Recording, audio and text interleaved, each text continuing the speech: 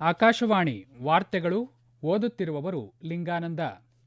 ಮುಖ್ಯಾಂಶಗಳು: ಪ್ರಧಾನಿ ನರೇಂದ್ರ ಮೋದಿ ಮಲೇಷ್ಯಾ ಪ್ರಧಾನಿಯೊಂದಿಗೆ ದ್ವಿಪಕ್ಷೀಯ ಮಾತುಕತೆ, ಹಲವು ಒಪ್ಪಂದಗಳ ವಿನಿಮಯ. ಭಾರತ ಅಮೆರಿಕ ಮಧ್ಯಂತರ ವ್ಯಾಪಾರ ಒಪ್ಪಂದ, ರೈತರ ಹಿತಾಸಕ್ತಿ ಸಂಪೂರ್ಣ ರಕ್ಷಣೆ, ಕೇಂದ್ರ ಕೃಷಿ ಸಚಿವ ಶಿವರಾಜ್ ಸಿಂಗ್ ಚೌಹಾಣ್. ಐಸಿಸಿ ಪುರುಷರ ಟಿ20 ವಿಶ್ವಕಪ್ ಕ್ರಿಕೆಟ್ ಸಿ ಗುಂಪಿನ ಪಂದ್ಯದಲ್ಲಿಂದು ನೇಪಾಳ ವಿರುದ್ಧ ಇಂಗ್ಲೆಂಡ್ಗೆ 4 ರನ್ಗಳ ರೋಚಕ ಜಯ. ಹಾಗೂ Asian rifle shooting championship 10 metre air rifle ಮಿಶ್ರ ತಂಡ ಸ್ಪರ್ಧೆಯಲ್ಲಿ ಭಾರತಕ್ಕೆ ಚಿನ್ನ. ವಾರ್ತೆಗಳ ವಿವರ. ಪ್ರಧಾನಿ ನರೇಂದ್ರ ಮೋದಿ ಅವರು ಕ್ವಾಲಾಲಂಪುರದಲ್ಲಿಂದು ಮಲೇಷ್ಯಾ ಪ್ರಧಾನಿ ಅನ್ವರ್ ಇಬ್ರಾಹಿಂ ಅವರೊಂದಿಗೆ ದ್ವಿಪಕ್ಷೀಯ ಮಾತುಕತೆ ನಡೆಸಿದ್ದರು. ಈ ಸಂದರ್ಭದಲ್ಲಿ ಭದ್ರತೆ, ವಿಪತ್ತು ನಿರ್ವಹಣೆ, ಸೆಮಿಕಂಡಕ್ಟರ್ ಅಭಿವೃದ್ಧಿ, ಆಡಿಯೋ ವಿಜುಯಲ್ ಸಹ ನಿರ್ಮಾಣ, ಭ್ರಷ್ಟಾಚಾರ ನಿಗ್ರಹ ಸೇರಿದಂತೆ ಹಲವಾರು ಒಪ್ಪಂದಗಳನ್ನು ವಿನಿಮಯ ಮಾಡಿಕೊಳ್ಳಲಾಯಿತು. ಭಯೋತ್ಪಾದನೆ ನಿಗ್ರಹ, ಗುಪ್ತಚರ ಮಾಹಿತಿ ಹಂಚಿಕೆ, ಕಡಲ ಭದ್ರತೆ ಮತ್ತು ರಕ್ಷಣೆಯಲ್ಲಿ ಉಭಯ ದೇಶಗಳ ನಡುವಿನ ಸಹಕಾರ ವಿಸ್ತರಿಸುತ್ತಿದೆ ಎಂದು ಪ್ರಧಾನಿ ನರೇಂದ್ರ ಮೋದಿ ತಿಳಿಸಿದ್ದಾರೆ. ಇಂಧನ, ಮೂಲಸೌಕರ್ಯ ಉತ್ಪಾದನೆ ಮತ್ತು ಡಿಜಿಟಲ್ ಆರ್ಥಿಕತೆಯಲ್ಲಿ ಎರಡೂ ದೇಶಗಳ ಸಹಕಾರ ಬೆಳೆಯುತ್ತಿದೆ. ಕೃತಕ ಬುದ್ಧಿಮತ್ತೆ, ಅರೆವಾಹಕಗಳು, ಆರೋಗ್ಯ ಮತ್ತು ಆಹಾರ ಭದ್ರತೆಯಲ್ಲೂ ಸಹಯೋಗ ಆಳವಾಗುತ್ತಿದೆ. ಭಯೋತ್ಪಾದನೆಯ ವಿರುದ್ಧದ ಭಾರತದ ನಿಲುವು ಸ್ಪಷ್ಟವಾಗಿದೆ. ಭಯೋತ್ಪಾದನೆಯ ಬಗ್ಗೆ ಯಾವುದೇ ದ್ವಿಮುಖ ಮಾನದಂಡಗಳು ಮತ್ತು ರಾಜಿ ಸಾಧ್ಯವಿಲ್ಲ ಎಂದು ಅವರು ಪ್ರತಿಪಾದಿಸಿದರು. ಕಡಲ ನೆರೆಹೊರೆಯವರಾಗಿ ಭಾರತ ಮತ್ತು ಮಲೇಷ್ಯಾ ವಿಶೇಷ ಬಾಂಧವ್ಯವನ್ನು ಹಂಚಿಕೊಂಡಿದೆ. ಮಲೇಷ್ಯಾದಲ್ಲಿ ತಮಿಳು ಭಾಷೆ ಸೇರಿದಂತೆ ಭಾರತದೊಂದಿಗಿನ ಸಾಂಸ್ಕೃತಿಕ ಮತ್ತು ಶೈಕ್ಷಣಿಕ ಸಂಬಂಧಗಳ ಕುರಿತು ಪ್ರಧಾನಿ ಒತ್ತಿ ಹೇಳಿದರು.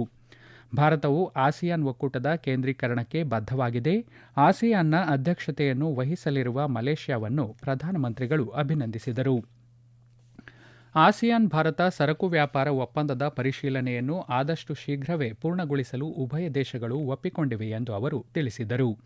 ಇಂಡೋ ಪೆಸಿಫಿಕ್ ಪ್ರದೇಶವು ಬೆಳವಣಿಗೆಯ ಎಂಜಿನ್ ಆಗಿ ಹೊರಹೊಮ್ಮುತ್ತಿದೆ. ಭಾರತ ಮತ್ತು ಮಲೇಷ್ಯಾ ಈ ಪ್ರದೇಶದಲ್ಲಿ ಅಭಿವೃದ್ಧಿ, ಶಾಂತಿ ಮತ್ತು ಸ್ಥಿರತೆಗಾಗಿ ಒಟ್ಟಾಗಿ ಕೆಲಸ ನಿರ್ವಹಿಸುತ್ತಿವೆ ಎಂದು ಪ್ರಧಾನಮಂತ್ರಿ ನರೇಂದ್ರ ಮೋದಿ ಹೇಳಿದರು. ಭಾರತ ಅಮೆರಿಕ ಮಧ್ಯಂತರ ವ್ಯಾಪಾರ ಒಪ್ಪಂದವು ರೈತರ ಹಿತಾಸಕ್ತಿಗಳನ್ನು ಸಂಪೂರ್ಣವಾಗಿ ರಕ್ಷಿಸುತ್ತದೆ ಎಂದು ಕೇಂದ್ರ ಕೃಷಿ ಸಚಿವ ಶಿವರಾಜ್ ಸಿಂಗ್ ಚೌಹಾಣ್ ಹೇಳಿದ್ದಾರೆ. ಭೋಪಾಲ್ನಲ್ಲಿಂದು ಪತ್ರಿಕಾಗೋಷ್ಠಿ ಉದ್ದೇಶಿಸಿ ಮಾತನಾಡಿದ ಸಚಿವರು, ವ್ಯಾಪಾರ ಒಪ್ಪಂದದ ಬಗ್ಗೆ ಕಾಂಗ್ರೆಸ್ ಪಕ್ಷದ ಟೀಕೆಯನ್ನು ತಿರಸ್ಕರಿಸಿದರು. ಈ ಒಪ್ಪಂದ ಕೃಷಿ ಮತ್ತು ರೈತರ ಹಿತಾಸಕ್ತಿಗಳನ್ನು ಸಂಪೂರ್ಣವಾಗಿ ರಕ್ಷಿಸುತ್ತದೆ. ಪ್ರಮುಖ ಕೃಷಿ ಉತ್ಪನ್ನಗಳನ್ನು ಒಪ್ಪಂದದಿಂದ ಹೊರಗಿಡಲಾಗಿದೆ ಎಂದು ತಿಳಿಸಿದರು.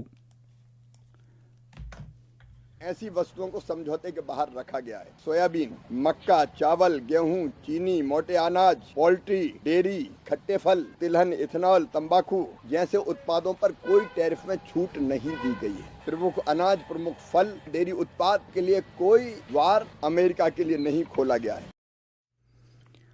ಕಾಂಗ್ರೆಸ್ ಆಳ್ವಿಕೆಯಲ್ಲಿ ರೈತರನ್ನು ಜಾಗತಿಕ ಮಾರುಕಟ್ಟೆಗಳಿಗೆ ಸಂಪರ್ಕಿಸಲು ಅಥವಾ ಆರ್ಥಿಕ ಸ್ಥಿರತೆಯನ್ನು ಖಚಿತಪಡಿಸಿಕೊಳ್ಳಲು ವಿಫಲವಾಗಿದೆ ಎಂದು ಆರೋಪಿಸಿದರು. ಪ್ರಧಾನಿ ನರೇಂದ್ರ ಮೋದಿ ನೇತೃತ್ವದ ಸರ್ಕಾರದ ಅಡಿಯಲ್ಲಿ ಭಾರತ ವಿಶ್ವದ 3ನೇ ಅತಿದೊಡ್ಡ ಆರ್ಥಿಕತೆಯಾಗುವತ್ತ ವೇಗವಾಗಿ ಸಾಗುತ್ತಿದೆ ಎಂದ ಅವರು, ವ್ಯಾಪಾರ ಒಪ್ಪಂದದ ಕುರಿತು ವಿರೋಧ ಪಕ್ಷಗಳು ಅನಗತ್ಯ ಭಯ ಸೃಷ್ಟಿಸುತ್ತಿವೆ ಎಂದು ಸಚಿವ ಶಿವರಾಜ್ ಸಿಂಗ್ ಚೌಹಾಣ್ ದೂರಿದರು.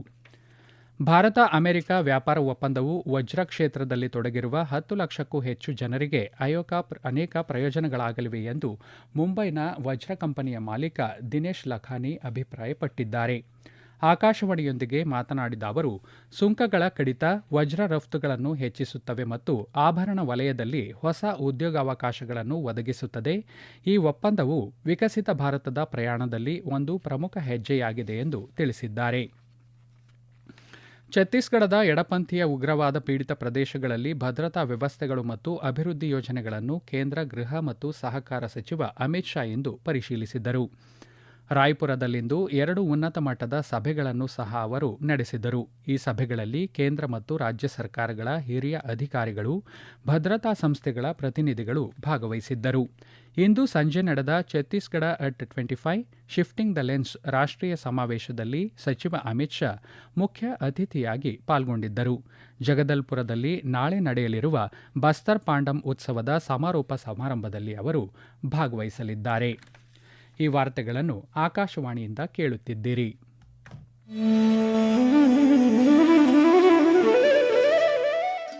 ನಿಮಗೆ ವರದಿಗಾರಿಕೆಯ ಕೌಶಲ್ಯವಿದೆಯೇ? ನೀವು ಸುದ್ದಿಯ ವಾಸನೆ ಗ್ರಹಿಸಬಲ್ಲಿರಾ? ಹಾಗಿದ್ದರೆ ಆಕಾಶವಾಣಿಯ ಪ್ರಾದೇಶಿಕ ಸುದ್ದಿ ವಿಭಾಗಕ್ಕೆ ಸೇರಿಕೊಳ್ಳುವ ಅವಕಾಶ ಇಲ್ಲಿದೆ. ಆಕಾಶವಾಣಿ ರಾಯಚೂರು ಮತ್ತು ಚಿತ್ರದುರ್ಗ ಜಿಲ್ಲೆಗಳ ಅರೆಕಾಲಿಕ ವರದಿಗಾರರ ಹುದ್ದೆಗಳ ಆಯ್ಕೆಗಾಗಿ ಅರ್ಜಿಗಳನ್ನು ಆಹ್ವಾನಿಸಿದೆ. ಅರ್ಜಿ ಸಲ್ಲಿಸಲು ಫೆಬ್ರವರಿ 28, 2026 ಕೊನೆಯ ದಿನವಾಗಿದೆ. ಹೆಚ್ಚಿನ ವಿವರಗಳಿಗೆ ನಮ್ಮ ಫೇಸ್ಬುಕ್ ಪೇಜ್ ಆಕಾಶವಾಣಿ ವಾರ್ತೆ ಕನ್ನಡ ಅಥವಾ ಎಕ್ಸ್ ಖಾತೆ ಮತ್ತು ಇನ್ಸ್ಟಾಗ್ರಾಂ ಖಾತೆ ಆಕಾಶವಾಣಿ ನ್ಯೂಸ್ ಕನ್ನಡವನ್ನು ಸಂಪರ್ಕಿಸಬಹುದು.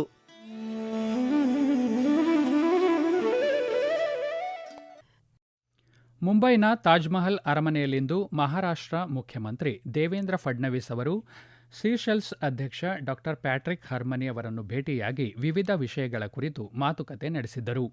ಸಾಮಾಜಿಕ ಜಾಲತಾಣದಲ್ಲಿ ದೇವೇಂದ್ರ ಫಡ್ನವೀಸ್ ಬಂದರು ಅಭಿವೃದ್ಧಿ, ಕರಾವಳಿ ನಿರ್ವಹಣೆ ಹಾಗೂ ಮಹಾರಾಷ್ಟ್ರ ಮತ್ತು ಸೀಶೆಲ್ಸ್ ನಡುವಿನ ವರ್ಧಿತ ಸಹಯೋಗದ ನಿಟ್ಟಿನಲ್ಲಿ ಚರ್ಚೆ ನಡೆಸಲಾಯಿತು. ಸಭೆಯಲ್ಲಿ ಸೀಶೆಲ್ಸ್ ವಿದೇಶಾಂಗ ಸಚಿವ ಬ್ಯಾರಿ ಫೌರ್, ಹಣಕಾಸು ಸಚಿವ ಫಿಯರೆ ಲ್ಯಾಪೋಟೆ, ಸಾರಿಗೆ ಸಚಿವ ವೆರೋನಿಕಾ ಲ್ಯಾಫೋಟೆ, ಪ್ರವಾಸೋದ್ಯಮ ಮತ್ತು ಸಂಸ್ಕೃತಿ ಸಚಿವ ಅಮಾಂಡಾ ಬರ್ನ್ಸ್ಟೈನ್ ಸೇರಿದಂತೆ ಮಹಾರಾಷ್ಟ್ರದ ಹಿರಿಯ ಅಧಿಕಾರಿಗಳು ಉಪಸ್ಥಿತರಿದ್ದರು ಎಂದು ತಿಳಿಸಿದ್ದಾರೆ.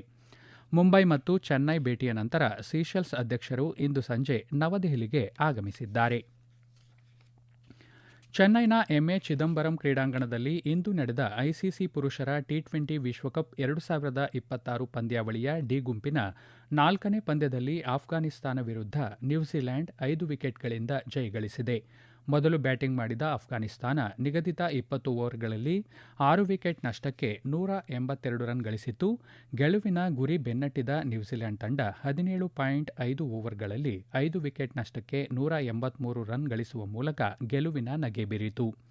ಮುಂಬೈನ ವಾಂಖೆಡೆ ಕ್ರೀಡಾಂಗಣದಲ್ಲಿ ಇಂದು ನಡೆಯುತ್ತಿರುವ ಸಿ ಗುಂಪಿನ 5ನೇ ಪಂದ್ಯದಲ್ಲಿ ನೇಪಾಳ ವಿರುದ್ಧ ಇಂಗ್ಲೆಂಡ್ 4 ರನ್ಗಳಿಂದ ರೋಚಕ ಗೆಲುವು ಸಾಧಿಸಿದೆ. ಟಾಸ್ ಗೆದ್ದು ಮೊದಲು ಬ್ಯಾಟಿಂಗ್ ಮಾಡಿದ ಇಂಗ್ಲೆಂಡ್ ತಂಡ ನಿಗದಿತ 20 ಓವರ್ಗಳಲ್ಲಿ 7 ವಿಕೆಟ್ ನಷ್ಟಕ್ಕೆ 184 ರನ್ ಗಳಿಸಿತ್ತು.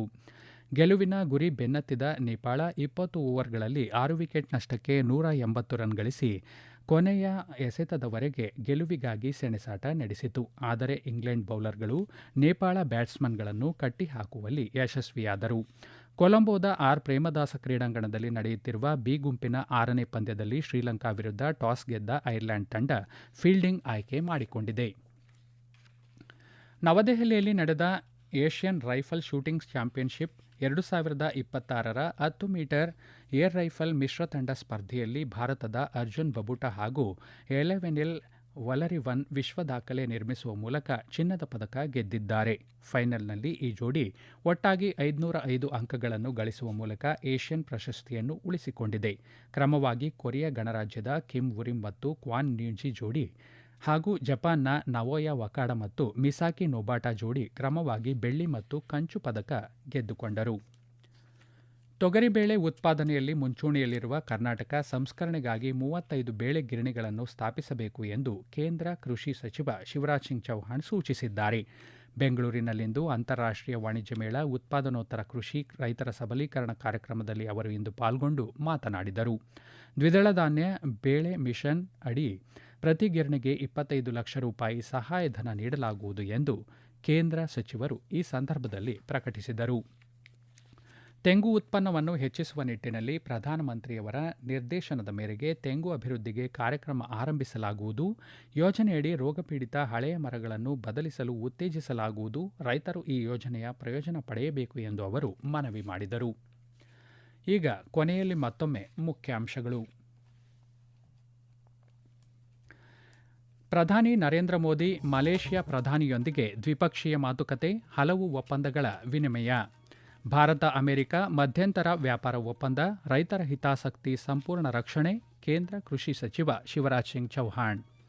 ಐಸಿಸಿ ಪುರುಷರ ಟಿ20 ವಿಶ್ವಕಪ್ ಕ್ರಿಕೆಟ್ ಸಿ ಗುಂಪಿನ ಪಂದ್ಯದಲ್ಲಿಂದು ನೇಪಾಳ ವಿರುದ್ಧ ಇಂಗ್ಲೆಂಡ್ಗೆ 4 ರನ್ಗಳ ರೋಚಕ ಜಯ. Asian rifle shooting championship 10 metre air rifle ಮಿಶ್ರ ತಂಡ ಸ್ಪರ್ಧೆಯಲ್ಲಿ ಭಾರತಕ್ಕೆ ಚಿನ್ನ. ಇಲ್ಲಿಗೆ ವಾರ್ತಾ ಪ್ರಸಾರ ಮುಕ್ತಾಯವಾಯಿತು. ನಮ್ಮ ಮುಂದಿನ ವಾರ್ತಾ ಪ್ರಸಾರ ನಾಳೆ ಬೆಳಗ್ಗೆ 7:05ಕ್ಕೆ.